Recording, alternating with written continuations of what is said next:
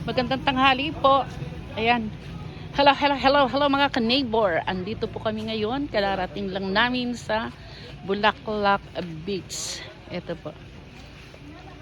Yan po yung entrance. Ayan.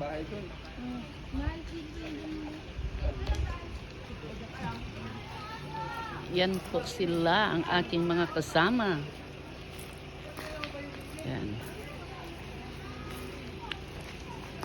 Dalawang beses ko na po sigurong makarating dito sa Bulaklak Beach. Ayan.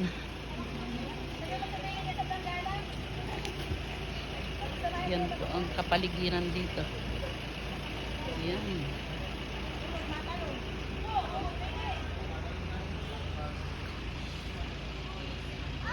Ito po ang Bulaklak Beach. So,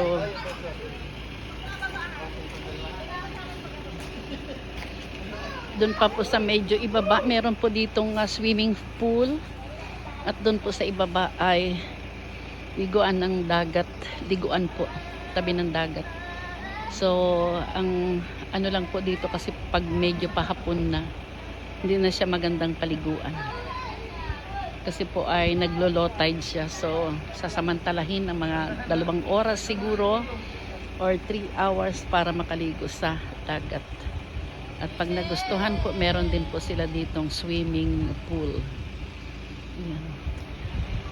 Hi Ella! Yan yung anak ng apo kong TikTokers.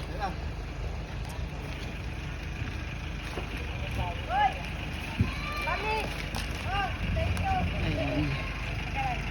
Bye-bye po!